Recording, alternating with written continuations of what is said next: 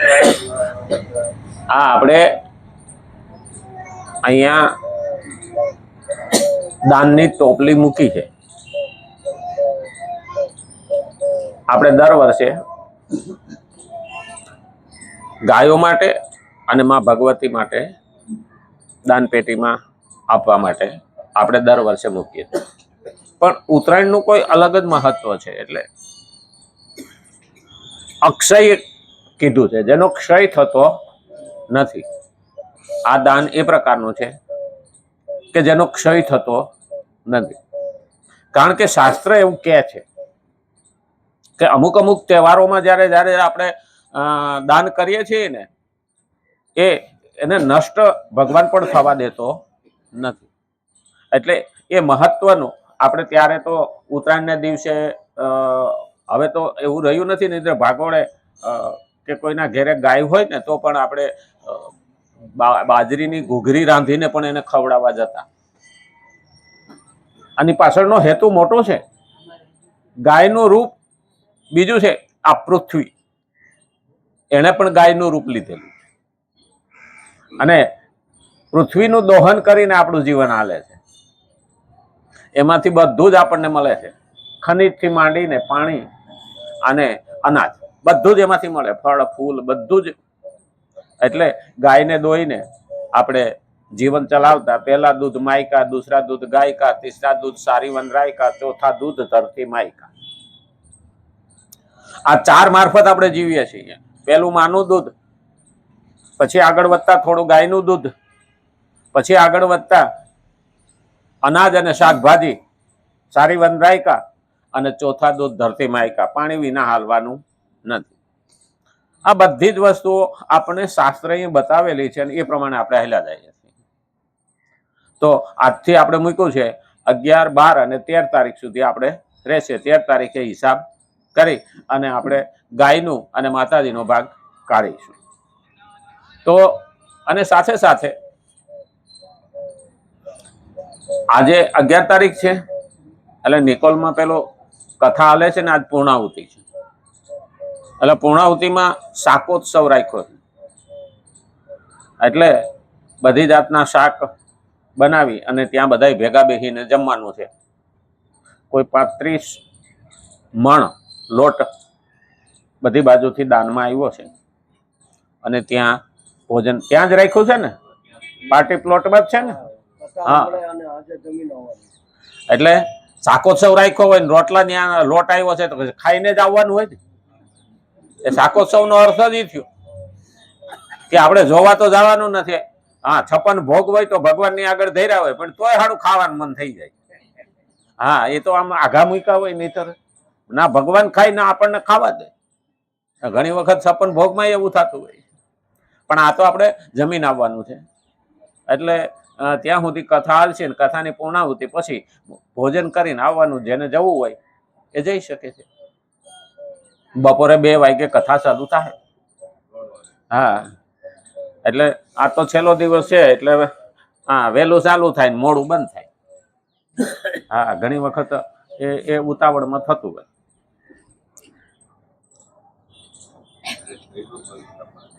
એટલે એ મહત્વનું છે.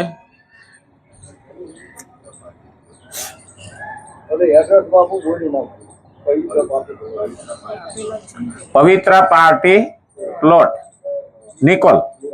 હા, ભોજલધામ સોસાયટીની બાજુમાં. બરાબર ને? હા, ભોજલધામ એપાર્ટમેન્ટની બાજુમાં પવિત્ર પાર્ટી પ્લોટ.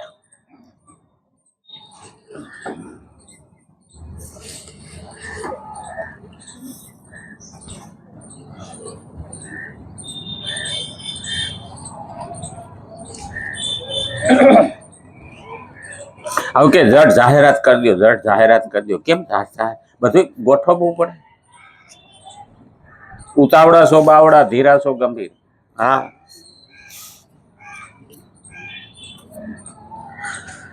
શ્રીમદ ભગવદ્ ગીતા 3જો અધ્યાય 20મો શ્લોક આપણે જોઈએ છે. 3જો અધ્યાય એટલે કર્મયોગ. અને કર્મ ઉપર જ ભગવાન બોલ્યા છે. અને કર્મ યોગ, કર્મ કેવું હોવું જોઈએ, કર્મયોગ ક્યારે બને એના વિશે અર્જુનને વારે વારે આપણને કહે છે. અને એમાં આપણે આગળ વધતા જઈએ છીએ કે એટલા પ્રકારના કર્મો હોય છે. કર્મયોગમાં કર્મો જડતા સાથે સંબંધ વિચ્છેદનો ઉદ્દેશ્ય રાખીને શાસ્ત્ર વિહિત શુભ કર્મો કરવામાં આવે. શાસ્ત્ર વિહિત એટલે શાસ્ત્રએ કહેલા પ્રમાણે, જડતા સાથે સંબંધ વિચ્છેદનો ઉદ્દેશ્ય, જે મારા ભેગું આવે એમ નથી એને જડ કહ્યું. જડતા વિહિત, કારણ કે એ મારા ભેગું આવતું નથી, એનાથી સંબંધ વિચ્છેદ એટલે એ ભૂલી જઈએ તો જ ભગવાન હારે જોડાઈ શકે. ઘણી વખત આપણે અહીંયા બેઠા હોઈએ અને જો મન ઘેરે વયું જાય, શાક માર્કેટમાં વયું જાય, તો જડતા હારે સંબંધ થઈ ગયો. પછી આપણે અહીંયા રહેતા નથી, ભલે દેહ અહીંયા હોય પણ મન ક્યાં પહોંચ્યું? એટલે ભગવાનમાં લીન થવું છે તો જડ સાથેનો સંબંધ વિચ્છેદ કરવો પડે. હવે આમ જો જડતા સાથેનો સંબંધ વિચ્છેદ કરવા જઈએ ને, કહીએ ને, તો પાછા આવતા નથી. હા, એને મૃત્યુ કીધું કે બધું મૂકીને વયા ગયા. હા, બાપા મોટી જાત્રા ગયા. હવે જાત્રા 2 પ્રકારની છે, 30 દાડાની હોય, 31 દાડાની, તો પાછા આવવાની આશા રહે.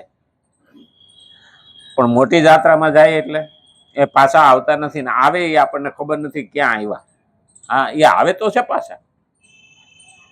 આપણો જન્મ પાછો થવાનો છે, પણ ભગવાને આમાં એક વચન દીધું છે કે ભક્તિ કરતા કરતા કે કરેલું હારું હોય છે તો સૂચિનામ શ્રીમતાંગે હે, હું તને શ્રીમંતને ત્યાં જન્મ આપીશ. હવે શ્રીમંતના 2 અર્થ છે.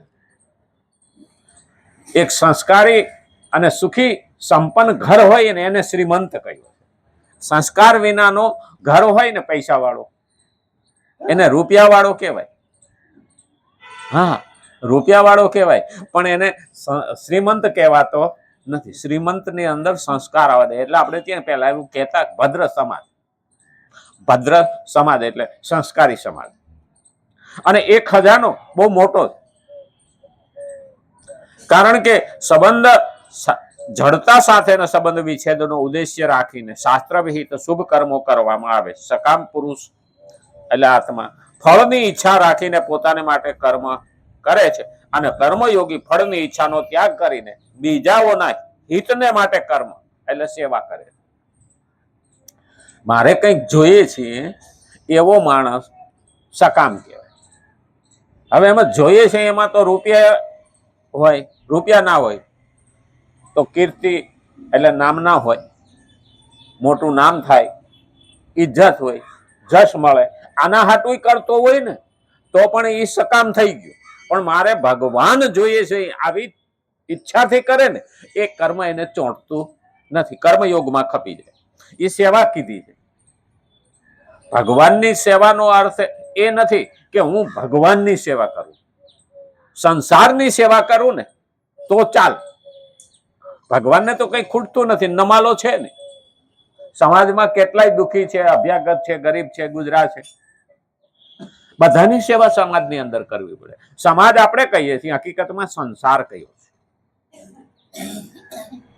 આપણે જનતા કહીએ, સમાજ કહીએ, આપણે નોખા નોખા નામ આપ્યા છે. જનતા જનાર્દન એટલે તો આપણે ત્યાં ગાયું કે પંચ ત્યાં પરમેશ્વર. 5 માણસો ભેગા થાય ને તો 5 ખરાબ હોતા નથી, એટલે પરમેશ્વર કીધું. દરેકના મત અલગ હોવા છતાં કોઈ સારા કામમાં 5 લાગી જાય, ત્યાં પરમેશ્વર. અહીંયા આપણે બધા જ બેઠા છે, દરેકની બુદ્ધિ અલગ, દરેકના વિચાર અલગ, દરેકની પસંદગી અલગ, દરેકનો સ્વાદ અલગ, દરેકના કલર પસંદગી અલગ, દરેકની વાણી અલગ, પણ છતાં એક કેમ? એટલે તો કબીર સાહેબે પણ કહ્યું હતું કે કબીર કુઆ એક હે પનિહારી અનેક બર્તન ન્યારે ન્યારે સબ મેં પાણી એક. આમ તો બર્તન એટલે વાસણ જેવા જ છીએ, બધામાં પાણી તો ભર્યું એક. તો ભગવાને 15મા અધ્યાયમાં કીધું મમે અંશ જીવ લોકે જીવ ભૂત સનાતન, બધાની અંદર મારો અંશ છે. અને એટલે જ કીધું છે કર્મ જ ફળ રૂપમાં પરિણિત થાય. આથી ફળનો સંબંધ કર્મ સાથે હોય છે, ઉદ્દેશ્યનો સંબંધ કર્મ સાથે હોતો નથી. મારો ઉદ્દેશ્ય કેવો છે? મારો સકામ હોય તો બંધન કરે, અને નિષ્કામ હોય તો બંધન કરતું નથી. ઉદ્દેશ્યનો સંબંધ કર્મ સાથે નથી હોતો. નિષ્કામ ભાવપૂર્વક કેવળ બીજાઓના હિતને માટે કર્મ કરવાથી પરમાત્મા દૂર છે એવી ધારણા દૂર થઈ જાય. નિષ્કામ ભાવથી કર્યા હોય ને તો ભગવાન દૂર છે એવી અંદર જે આપણામાં ભાવના પડી હોય ને એ દૂર થઈ જાય કે હવે દૂર નથી, દેર નથી, અંધેર નથી. ભગવાન ઘણી વખત ઘણા એવું કહે છે કે આટલે બૂમો પાડવા છતાં ભગવાન આવતો નથી. ભગવાન એમ ના આવે. બૂમો પાડવા વાળા બહુ પાડે, પણ એમ ના આવે. ક્યારે આવે? આજે મોબાઈલની અંદર આપણે મંત્ર બોલીએ, આપણે 15મો અધ્યાય સાંભળીએ અને મોઢેથી બોલીએ, એમાં જમીન આસમાનનો ફરક છે.